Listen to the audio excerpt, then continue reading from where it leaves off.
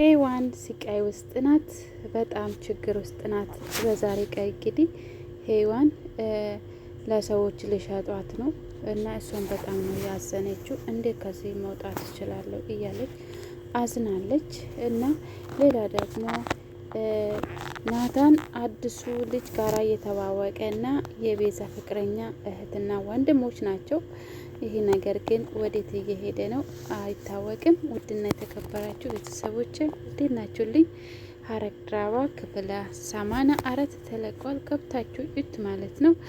እና የዛሬ ቀን እንግዲህ ብዙ ነገሮችን ተፈጥሯል። ሐረግ ድራማ እንግዲህ አስተማሪ ድራማ ነው። በጣም ሁሉም ሰው በጉጉት እየጠበቀ ነው። በዛሬ ቀን እንግዲህ ናታን ከአንዲት ልጅቷ ጋር ተዋውቋል። ቢሆንም ግን ልጅቷ በጣም ናታን እንደወደደችና ልቧ እሱ ላይ እንደወደቀ ነው ያየ ነው። ቢሆንም ግን ናታን እሱ የፈለገው የያፌትን ስራ ለማወቅ ነበረ እዚህ ውስጥ የገባ የልጅቷንም ያዳናት። ቢሆንም ግን እናቷ ማን እንደሆነ ተከታተል ብሎ ሰውን አስላከችው። እሷ ማታን ጋር ስትሄድ እናቷ ደግሞ በሌላ ሰው እያስመረመረች ነው። እንግዲህ ናታን ያሰበ ነገር ለማግኘት እናቷ ደግሞ እንቅፋት እንዳትሆንባት ነው እንጂ ናታን እንግዲህ ስራ የለኝም ብሎ ነው እየተዋወቃት። እሷ ደግሞ ችግር የለም እኛ ድርጅት አለን፣ እናቴ ድርጅት ውስጥ ትቀጥረሃለች፣ ችግር የለም ብላ ነው እንትን ለናታን የነገረችው። እንደገና ደግሞ ከናታን ጋራ መተዋወቅ እፈልጋለሁ እያለች ነው እናቷ። ቢሆንም ግን ይሄ ነገር ይሳካል ወይ?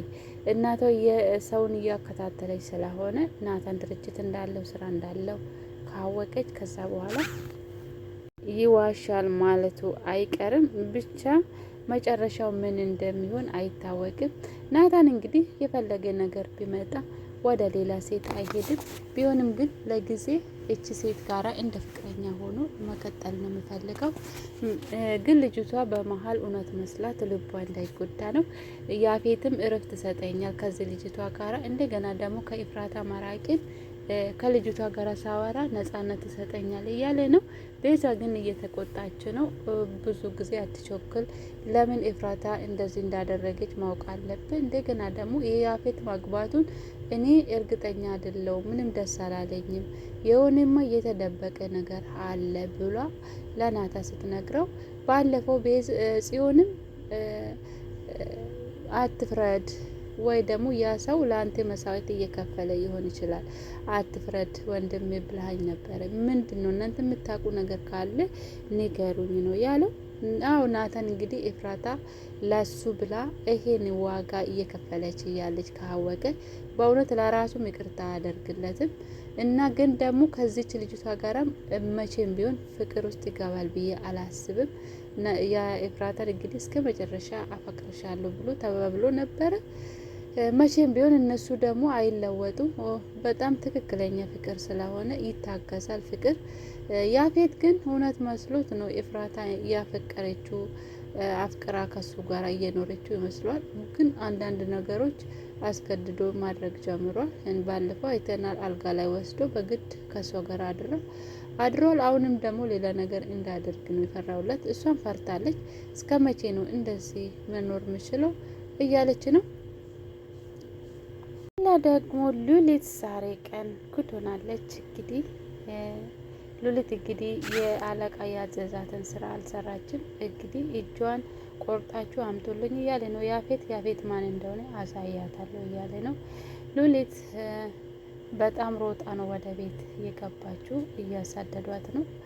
እንግዲህ ያፌት ትዕዛዙን ካስተላለፈው ልጆቹ ሰራተኞቹ ለማድረግ ወደኋላ አይሉ እና ሉሊት እንግዲህ በዛሬ ቀን ፈርታለች። ለቤዛም ለማንም ሰው እንዳትናገሪ አደራሽን ቤት እንዳለው እያለች ነው። ቤዛ ደግሞ ለኤፍራታ ስትል ሉሊትን ይቅርታ ጠይቃለች። አሁን እንግዲህ ኤፍራታና ቤዛ አንድ ላይ ሆኖ እንደ እህታሞች ማውራት ጀምሯል። ሉሊት ምን እንደምትሰራ ከማን ጋር እንደምትውል ስራው ምን እንደሆነ አሁን ላይ ምን ላይ እንዳለችው አጣርተሽ ንገረኝ ነው ያለቻት። ቤዛም ደግሞ አጣርታ እየነገረቻት ነው። ኤፍራታ ግን ይጠቅመኛል ይሄ መረጃ እያለች ነው። ብቻ እንዴት ነው የኤፍራታና የሔዋን እንትን እቅድ እንዴት ይሳካ ይሁን? ሴቶቹ እዛ እየተሰቃዩ ነው። ሔዋንም እስካሁን መረጃ አላገኘሁትም፣ ግን ደግሞ ዛሬ እዛ ሲገባ መረጃ ማግኘት አለብኝ እያለች ነው። እንደገና ደግሞ ዛሬ ብዙ ገቢ ማስገባት አለባቸው እያሏቸው ነው። ቢሆንም ግን ሔዋን እኔ እንደዛ ነገር አላደርገውም፣ ቢሞት እዚህ ግደለኝ እንጂ እኔ ሴተኛ ዳሪ ማሆን አልፈልግም እያለች ነው። እዛ የገባችሁ ግን ያፌት የመሰለው አታለን እዛ ያስገባ ነው መስሎት ነበረ። ግን ራሷ ፈቅዳ ለሴቶቹን ለማዳን የያፌትን ስራ ለማጋለጥ ነው እዛ የገባችሁ። ማን እንደሆነችም አያውቅም። ሔዋን እንግዲህ ፖሊስ እንደሆነች ያፌትም ማንም ሰው አያውቅም። እና በአሁኑ ሰዓት እንግዲህ ሔዋን ያፌትን የምታጋልጥ ይመስለኛል። ኤፍራታ እንግዲህ ይሄ ድርጅቱ ውስጥ ምን እየተካሄደ እንደሆነ ባለፈው መረጃ ስለገባላት እየተቆጣጠረች ነው፣ እየተከታተለች ነው። በዛሬ ቀን ራሱ አልተሳካላቸውም። ድርጅቱ ውስጥ የእሱ ያዘዘ እቃ ሳይሆን ዝም ብሎ ዱቄት ነው ይገባላት እና ያፌት በጣም ተናዷል። እንዴት እንደዚህ ያደረጉ ማን አደረገ እያለ በራሱ ተበሳጭቷል። አንዷ እንግዲህ ከሴቶቹ አንዷ አመልጣለሁ ዛሬማ በድጋሜ ሴተኛ ዳሪ አልሆንም ብላ ወስና ተነስታለች። እንግዲህ እነ ሔዋንና ሌሎቹ ሴቶች በእንትን ሽጉጥ ይዞ ስለነበሩ እንዳይመቱሽ እባክሽ ይቅርብሽ እያሉ እየለመኗት ነው። መጨረሻዋ እንግዲህ ምን እንደሆነ እናያለን። ብቻ ሴቶቹ ማን ይደርስላቸው ይሆን? ሔዋንም እዛ ገብታ ለራሷም ችግር ውስጥ ገብታለች። እንግዲህ ኤፍራታ ምንም የአቅሟን እያደረገች ነው። ጽዮንና ዳጊም የሆነ እቅድ አላቸው። እቅዳቸው እንግዲህ ባለፈው ዳጊ አቤል ሲያስፈራራው ነበረ። ቢሆን ግን እሱ ጋር ከመሄድ በፊት ምን አደረገው? ስልኩን ቅጂ ላይ ያደረገው የእሱ ስም ቀርቷል። እሱ ያስፈራራው አሁን አንተ ያው ዳጊ ያለው ያደረገው ሁሉ ነገር ውሸት እንደሆነ በውሸት እንዳቀነባበርክ ፎቶም ኤዲት እንደሆነ የጽዮን ፎቶ እንደ ሳሚ መስሎት ነው ያደረገው። እሷ ግን በጥፊ ነበር የመታችው። እሱ ግን እሷ እንደ ሳመችው አድርጎ ነው ያቀነባበረው። ቢኒ እሱን አይቶ ነው በጣም በቃ ለጽዮን መጥፎ ቃላቶች የጻፈለት እና ለዛ ነው ለማስቆም እየሞከረ ነበረ። ዳጊ እንዴት እንደዚህ ታደርጋለህ? ካሁኑ በኋላ እውነቱን ይወቅ አጎቴ ለሱ ሁሉ ነገር ነግራለሁ ብሎ ሲወስን አቤል ደግሞ አስፈራርቶ ነበረ።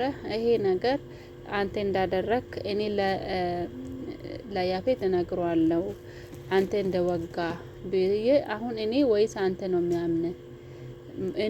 እኔ ቢወጋው ያፌት ግን ደግሞ እኔ ወደ ያፌት ስለሚቀርበው ለእህቱ ስል እንደዚህ ያደረገኝ ዳጊ ነው ብሎ አንተን ያምናል ብሎ ሲያስፈራራ እሱ ቀርቶታል። ስለዚህ እሱን ወደ ያፌት መውሰድ ነው ማለት ነው ይቅዳቸው። ለዛ ነው በዛሬ ቀን በዚህ ምክንያት